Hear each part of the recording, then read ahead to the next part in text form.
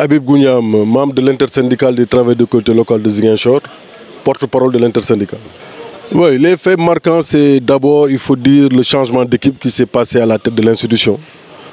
On avait le maire Abdoulaye Baldé qui était là. Donc en janvier, effectivement, l'équipe a changé de main. Donc Ousmane Sonko est arrivé. Donc depuis lors, il faut dire effectivement que nous avons eu beaucoup de soubresauts par rapport au travail de collectivité territoriale. D'où effectivement le dépôt de notre préavis de grève qui s'articulait sur plusieurs points, mais les points les plus importants, c'était la fonction publique locale, l'augmentation effectivement des salaires et l'indice des salaires. Donc depuis lors, nous sommes en perpétuel mouvement de grève.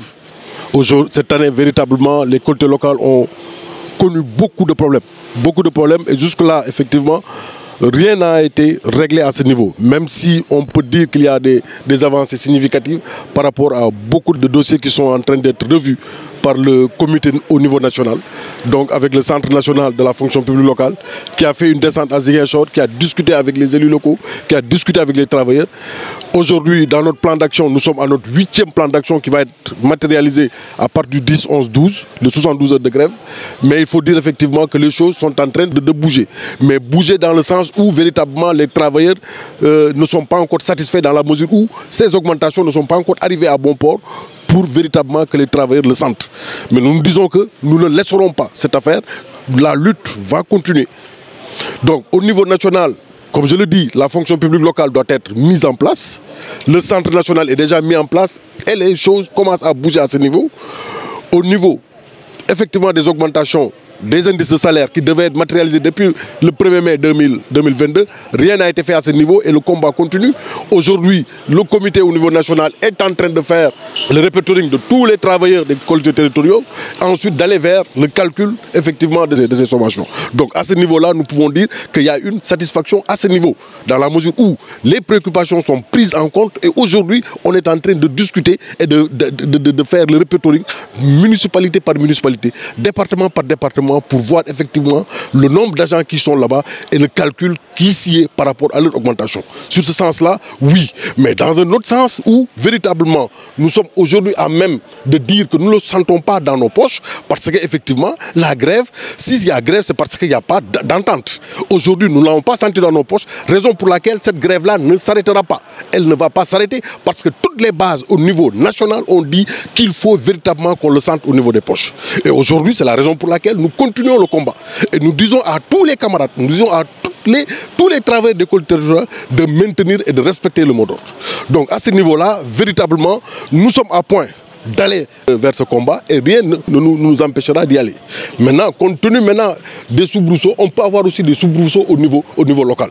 Et là, à ce niveau-là, nous avons pris les choses en main, nous avons pris les taureaux en main et maintenant, nous allons vers des débuts de solutions. Cette année 2023, c'est une année phare. Aujourd'hui, il n'y a plus d'excuses par rapport à une nouvelle équipe qui vient d'arriver. C'est vrai, en 2022, quand la nouvelle équipe arrivait, elle avait déjà trouvé un budget qui était déjà voté par l'ancienne équipe. Aujourd'hui, ils sont avec leur propre budget. Nous disons maintenant que les problèmes vont être mis sur la table et discutés. Parce que pour les heures supplémentaires, rien ne s'y oppose maintenant à leur matérialisation. Pour les indemnités de santé, rien ne s'y oppose à leur matérialisation. Ils sont à leur budget et effectivement, on va, de bâton rompu, discuter avec tout cela. Maintenant, par rapport à certaines attitudes qui se passent au niveau de l'institution, nous avons dit qu'on va discuter avec la personne la mieux habilitée. Donc nous ne serons pas là à discuter sur des tables de trucs. Il y a des problèmes, nous avons recensé tous les problèmes et tous les problèmes vont être discutés là où ça doit se discuter. Si nous trouvons effectivement d'entente par rapport à tout cela, il n'y aura pas de problème. Si nous ne trouvons pas d'entente, nous savons, nous sommes des syndicalistes, nous savons la voie effectivement qui nous sied pour effectivement mener le combat. Donc à ce niveau-là, nous demandons véritablement à tous les travailleurs de s'occuper de leur travail, d'être tranquilles à leur lieu de travail et de ne s'occuper à aucune provocation, de faire le travail convenablement. Oui, vous savez, effectivement, ils ont été reçus 3 fois de suite par le ministre des collectivités territoriales. Donc, les discussions continuent. C'est la raison pour laquelle aujourd'hui, ils sont descendus dans toutes les régions. C'est pour qu'on ne dise pas qu'on a laissé tel travailleur. On veut recenser tous les travailleurs. Il n'y a pas aujourd'hui une seule collectivité locale qui n'a pas reçu une lettre émanant du ministère des collectivités territoriales pour effectivement faire le reporting des travailleurs.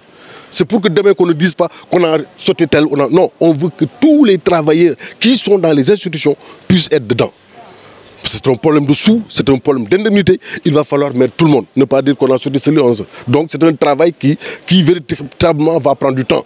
Effectivement, le deadline était limité à 1 mois, mais aujourd'hui on s'est rendu compte qu'un mois c'est trop proche pour véritablement régler tout ce problème. Mais il faut y aller vite, parce que les gens en ont besoin aujourd'hui, parce que d'autres travailleurs ont reçu leur indemnité sans pour autant qu'il y ait tout ce brouhaha-là. Et nous devons être dans ce même sens sans pour autant qu'il y ait ce brouhaha. Mais il faut dire que c'est une aubaine, c'est une chance qui est ouverte encore à d'autres travailleurs qui n'étaient pas audités et qui ne pouvaient pas rentrer dans la fonction publique locale, qui sont aujourd'hui répertoriés, qui feront partie effectivement de cette fonction publique locale s'ils le veulent. Donc ça veut dire que ce travail-là a eu une chance aubaine à tous les autres travailleurs. Bon, je ne peux pas dire exactement un timing très clair pour dire que à telle période on pourra payer. Mais ce qui est sûr et certain, nos revendications ont déjà été prises en charge et ils vont être matérialisées. Quand est-ce que nous ne le savons pas, mais nous savons que c'est la raison pour laquelle nous avons déposé un deuxième préavis de grève pour quand il y ait des trucs qu'on puisse continuer. Et vous avez vu, effectivement, presque à chaque semaine, nous maintenons soit 48 heures ou 72 heures. Et là, nous allons aller à 72 heures à partir du 10, 11, 12. Donc à partir du 10 janvier, 11 janvier, 12 janvier, on va aller à 72 heures. C'est pour montrer aux gens que nous sommes là. Nous sommes là et si les choses ne bougent pas, nous allons continuer jusqu'à satisfaction effectivement de nos doléances. Évidemment, nous sommes à l'orée de Nouvel An. Nous souhaitons effectivement une santé. Surtout une santé de fer à tous les travailleurs de collectivité territoriale. La santé est la base de toute activité qu'on peut mettre. Maintenant, par rapport à cela, nous disons effectivement, par rapport à nos revendications, que toutes nos revendications puissent effectivement arriver à bon port pour régler effectivement définitivement le problème des travailleurs de collectivité territoriale. Dans la mesure où nous savons véritablement que nous passons des moments difficiles. Nous passons des moments difficiles. Aujourd'hui, si véritablement tout cela est réglé, ça peut véritablement aider à la bonne marche de ces travailleurs. Donc cette nouvelle an, nous disons effectivement une santé de fer, une réussite et toutes nos revendications puissent passer à merveille au niveau national et que tous les travailleurs puissent se sentir à l'aise dans ce qu'ils font. Donc une année de prospérité, de longévité et surtout de réussite à tous nos combats.